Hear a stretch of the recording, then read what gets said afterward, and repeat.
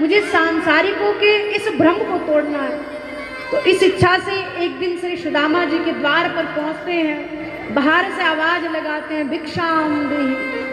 भीतर से सुदामा जी की धर्मपत्नी सुशीला जी निकलती है, जो कि सभी गुणों में सर्वोत्तम है, सुशील है, प्रत्येक विषय में, बुद्धि में, सामाजिक क्रियाविधियों में। ब्राह्मण की आवाज सुनती है भिक्षाम देहि, तो भीतर से आवाज आती है मासेन शुद्धति स्ववाक्यम निष्फलम। आपका वाक्य निष्फल होगा क्योंकि मैं शुद्ध अवस्था में हूं। ब्राह्मण बोले क्यों, ऐसा क्या हुआ है? तो सुशीला जी कहती है मुझे पुत्र रत्न की प्राप्ति हुई है। कि कौन सा पुत्र रत्न? कि प्रभु मुझे दरिद्र नारायण रूपी पुत्र की प्राप्ति हुई है, और इस पुत्र की प्राप्ति हो जाने के कारण मैं आपको कुछ दान नहीं दे सकती। तब महाराज ब्राह्मण रूप में पधारे हुए श्री कृष्णचंद्र जी सुशीला जी को बताते हैं कि हे मैया, तुम्हारे पतिदेव के प्रिय मित्र हैं द्वारिकाधीश। जब राजा का मित्र भी कहे कि उसके घर में दरिद्र नारायण का जन्म हुआ है, तो हम जैसे ब्राह्मणों का क्या होगा? अपने पति को उसके मित्र से मिलने भेजिए, देखिए वो जरूर कुछ कृपा करेंगे। माँ सुशीला जी जब इस बात, तो उनसे ये बात कहूँगी। सुशीला जी सुदामा जी के आने का इंतजार करती हैं। सुदामा जी आते हैं, सब बात उनसे रखती है कि अपने मित्र के पास जाओ। सभी लोग इस कथा से भली भांति अवगत हैं, इसीलिए संक्षिप्त में आगे बढ़ रहे हैं। सुशीला जी के निवेदन करने पर बड़ी सुंदर बात सुदामा जी ने सुशीला जी से कही कि हे सुशीला, शास्त्रों में कुछ नियम है कि असंतुष्टा द्विजानष्टा संतुष्टाश्च महीभृता सलज्जा गणिका नष्टा निर्लज्जाश्च कुलांगना निर्लज्जाश्च कुलांगना। कि असंतुष्टा द्विजानष्टा, हे सुशीला, शास्त्र कहता है अगर ब्राह्मण असंतुष्ट है तो ऐसे ब्राह्मण का नाश होना सुनिश्चित है।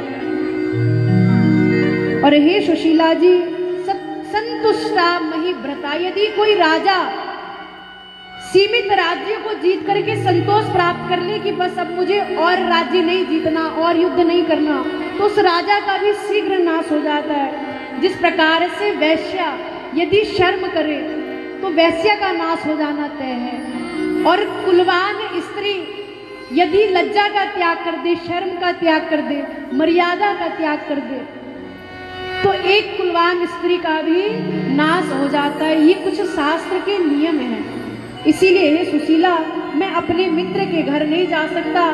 मैं जो कुछ प्राप्त कर रहा हूँ, जो कुछ मेरी सामाजिक स्थिति है, आर्थिक स्थिति है, वो सब मेरे कर्मों का प्रारब्ध है, लेकिन मैं मानसिक रूप से बड़ा संतुष्ट हूँ, ऐसा निवेदन करते हैं। तब भी सुशीला जी कहती है प्रभु, मैं धन के लिए आपको भेजना नहीं चाहती, मैं चाहती हूँ कि आप केवल अपने मित्र से मिल लीजिए, ऐसी इच्छा रखती है।